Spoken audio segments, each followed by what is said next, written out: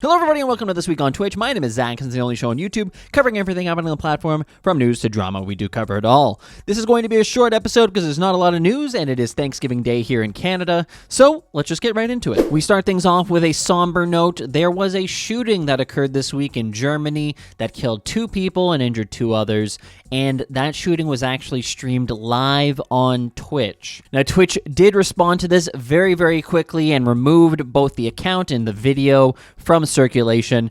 They also tweeted out some additional context on what actually occurred, which is a fantastic transparency that they provided to the actual shooting on the platform. And here's what they actually shared. We are shocked and saddened by the tragedy that took place in Germany today, and our deepest condolences go out to those affected.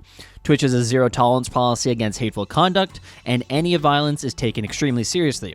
We work with urgency to remove this content and will permanently suspend any accounts found to be posting or reposting content of this abhorrent act. We're continuing to investigate the Halle event and would like to share what we've uncovered. The account owner streamed this horrific act live on Twitch for 35 minutes, during which time it was viewed by approximately 5 people. A recording of the stream, which was then automatically generated based on the account's settings, was viewed by approximately 2,200 people in the 30 minutes before the video was flagged and removed from Twitch. This account was created about 2 months prior to streaming the shooting and had attempted to stream only once before. This video was not surfaced in any recommendations or directories. Instead, our investigation suggests that people were coordinating and sharing the video via other online messaging services. Once the video is removed, we shared the hash with an industry consortium to help prevent the proliferation of this content. We take this extremely seriously and are committed to working with industry peers, law enforcement, and any relevant parties to protect our community. So ultimately, as I said, this was a absolutely amazing, great step by Twitch. They handled it perfectly.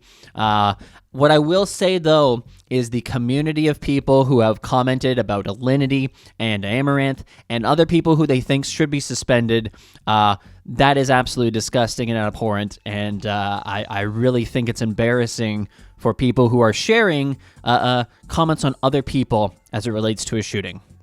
Anyways, I just wanted to throw that in there. Next piece of news. Chat filters were launched this week, which allows you to absolutely control your chat experience so much better than you could previously.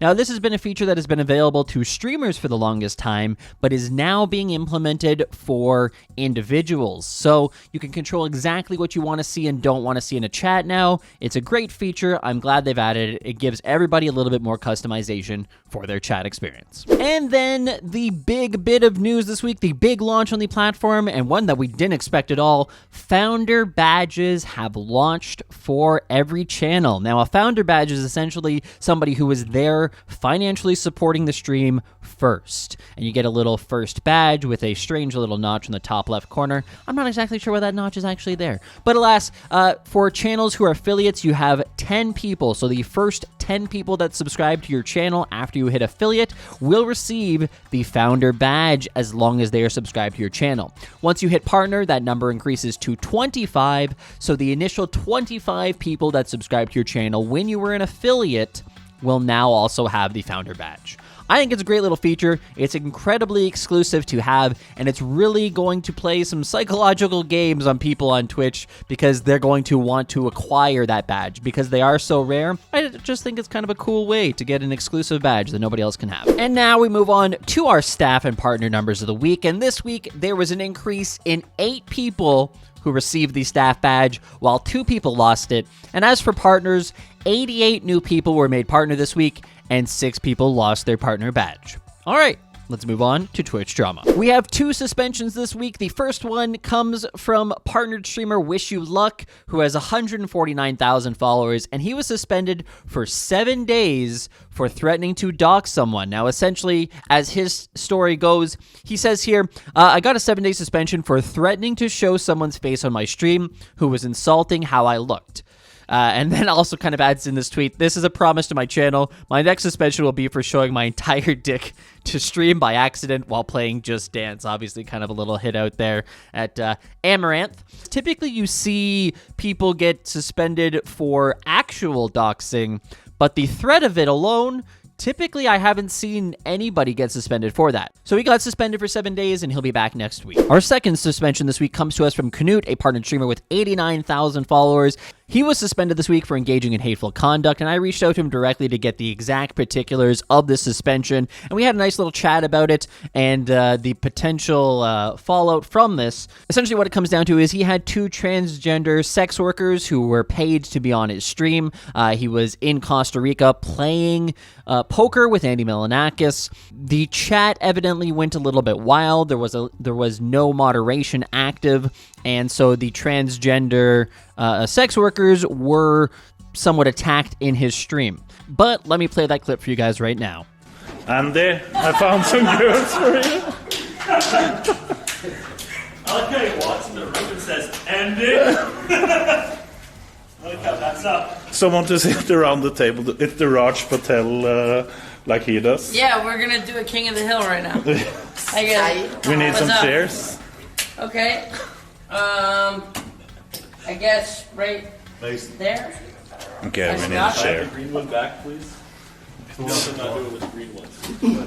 Where should we put them? Like this. So that's the clip, and now here is the apology that he made. I would like to sincerely apologize to those who are uncomfortable with or offended by what happened on a recent stream of mine, and I would also like to clarify some things in light of that. And he provides some additional context here. You guys can read on your own time. I'm going to highlight the main parts here. I ventured out of the hotel to see if I could find anyone else to join the stream. The first people I ran into were 2 trans women that I had talked to the day before, and I asked if they would like to join at the poker table. They asked to be paid $20 each for their time. Continuing on here, my chat was not being moderated at the time. I take full responsibility for that and regret that some of the comments made in the chat were unkind and insensitive. He does add, immediately after my suspension, I initiated an effort to widen the scope of my moderation team by bringing on a trans person as our newest moderator. Now, overall, I think that this is kind of an interesting situation for 2 reasons. A, I don't think that there should be anything wrong with having transgender sex workers on your stream, even in the case of paying them to be at a poker table. I don't think there's anything wrong there. I don't think that that violates terms of service because they weren't performing sex acts. That's an important distinction here.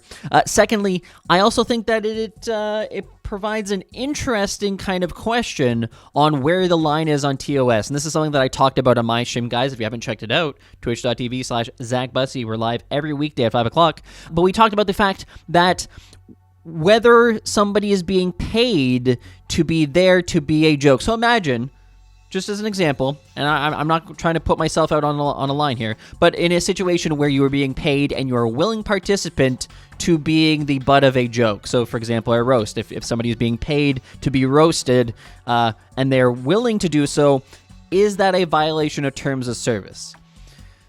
I'm not sure. In either case, I think the main issue here is chat. If your chat is unregulated, I do believe that is ultimately the reason why he was suspended. An unregulated chat is not a good thing. Anyways, he's been suspended for 30 days for this. We will see him next month. And with that, we're moving on to our new partner and featured affiliate of the week. And this week's new partner is SooshiKitty. She is an Overwatch streamer mainly. Very entertaining. She's a lot of fun, guys. Make sure you go check her out. Here's a couple of her clips. Thanks, dude. Oh, made a mistake. Never mind, he made a mistake. Bitch.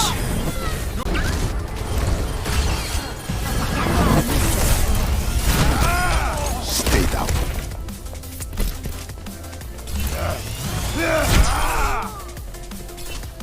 Nice try, baby. And our featured affiliate is Skills Apex. He is currently mainly playing FIFA, but has played other games in the past as well. Guys, check him out. Here's a couple of his clips. Mbappe! No, it's not Mbappe. Mbappe! We got Mbappe!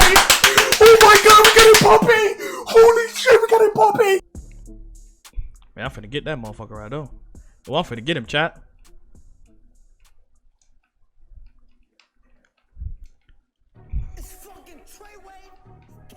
Play! Clip that shit, boys! Need more!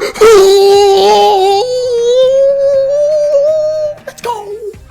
And with that, I want to thank you guys so much for watching. If you did enjoy, please click like and subscribe. Tick off that bell because you need the bell. The bell is important. All right, here's Fail of the Week. We'll see you next week. Have a great Thanksgiving if you're Canadian, and great Columbus Day if you're American.